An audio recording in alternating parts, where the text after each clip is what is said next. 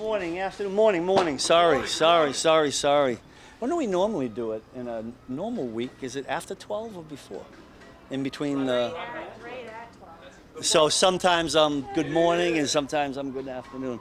Great to see everybody. You guys are probably like me. It's great to get to training camp if you love football at all. So we're pretty fired up about being out here. It was good that we were inside initially. I think you guys might have been in there with us, and then nice that the sun come out. The only thing I'm going to get yelled at for is I didn't have a hat on because my wife's going to yell at me for not screening my forehead. But sometimes that happens, right, Sam? What are you going to do? All right, I'll open it up.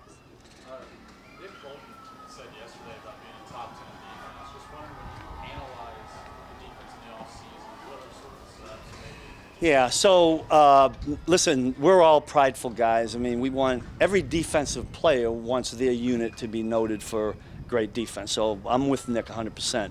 I don't get wrapped up too much in the numbers during the year, but at the end of the year, I mean, we're always going to evaluate what we were. And we talked about in the OTAs about where we've been defensively. Now, the one thing that's a little bit different, and I conveyed this to those guys, is, you know, conventional NFL stats says number one defense in the NFL is the total yardage team. We don't really go down that road. To us, it's a defensive efficiency. There's 9 categories to defensive efficiency. You guys have probably seen it before.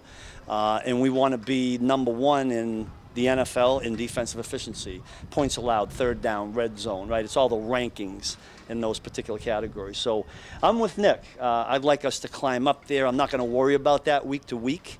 But at the end of the year, I'd like that to be the ultimate goal. Is that just an overall improvement, or are there certain elements within those 9 rankings? There's element, well, the 9, the point I made was, so I went back to the 4 years we've been here. We were 8th. The first year I was here in defensive efficiency. The other 3 years we were in the middle of the pack. It was 18, 19, I think last year we were 15th. And we looked at it and said, okay, where do we got to get better at to climb? The first one's red zone. The second one is some third down, even though it wasn't terrible. But there are certain areas in there that we need to get better at. We were really good at not giving up big plays. All right, so that helped us there. But so we look at it, but more than anything, it's building the foundation of the system. Steve, understand you haven't been in pads yet, but have you learned anything about Menahue out here, or OTAs for that matter? Yeah, I think he's a passionate football player. He's really into it. Like today, I watched him make a play, and he was fired up for himself. But then I watched him a couple plays later. One of his teammates, a D-line teammate, made a big play, and he was just as fired up for those guys. I like that. That's not a vet that's sitting over there just thinking about himself. You know, he's thinking about his teammates, and I like that part of him. And he's been a really good addition to this point. Hopefully, it shows up in the games. You know, to play a couple of multiple positions, inside and outside. He did that in San Francisco, so we like that kind of flexibility.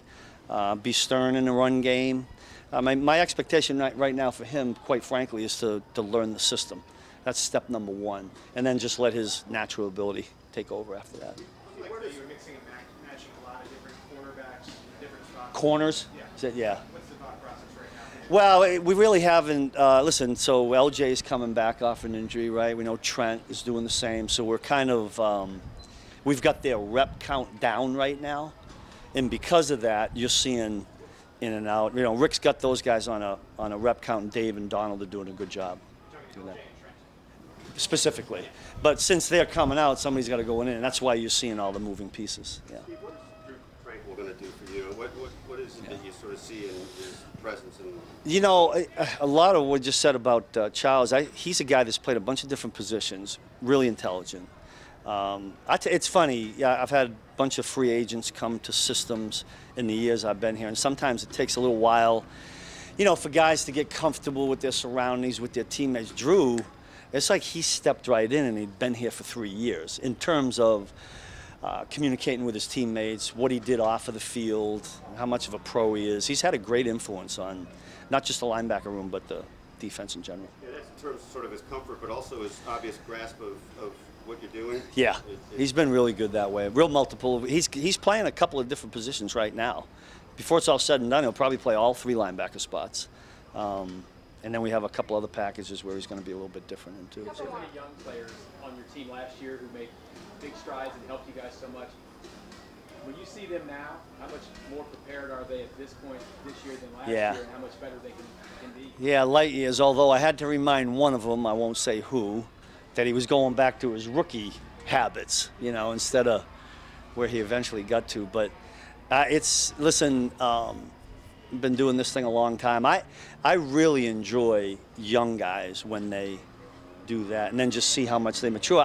For me, I don't know if have they been in the locker room and seen? Have you guys seen the guys and been around them yet? Or when they come back sometimes after that first year, facially they look different to me. Like they come in, they look like young pups, and then all of a sudden a year later, that's a grown man right there. So, a bunch of those guys I think are like that. Blair and Steve last year. Just a thought on Echo Boyd. I know he's Yeah. a bit of a long shot, but he's got some skills. Yeah, I tell you what, he did some really good things in the OTAs. He's a competitor.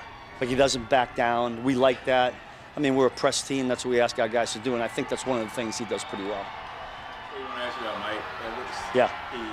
I asked him about your system and learning. Yeah. It's pretty tough. And he said he learned a lot when he was down with Todd Bowles. for Yeah. example. Talk about where he's at. Well, it's probably he's in a great place right now.